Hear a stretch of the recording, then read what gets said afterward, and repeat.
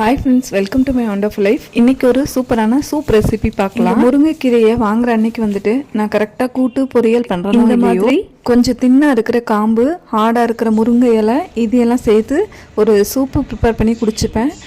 இந்த ஹார்டா இருக்கிற காம்பெல்லாம் வந்துட்டு டிஸ்போஸ் பண்ணிடுவேன், வேஸ்ட்ல தான் போகும்.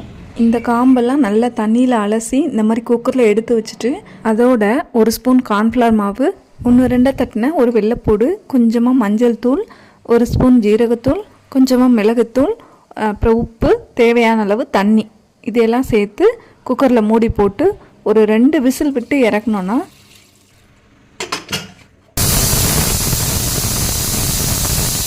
சூப்பர் ஹெல்தி அண்ட் டேஸ்டான ஒரு முருங்கைக்கீரை சூப்பு ரெடி ஆயிரும் ஃப்ரெண்ட்ஸ். ட்ரை பண்ணி பாருங்கள்.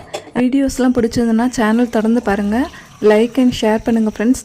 மறக்காமல் சேனலை சப்ஸ்கிரைப் பண்ணிக்கோங்க. நன்றி, வாழ்க வளமுடன்.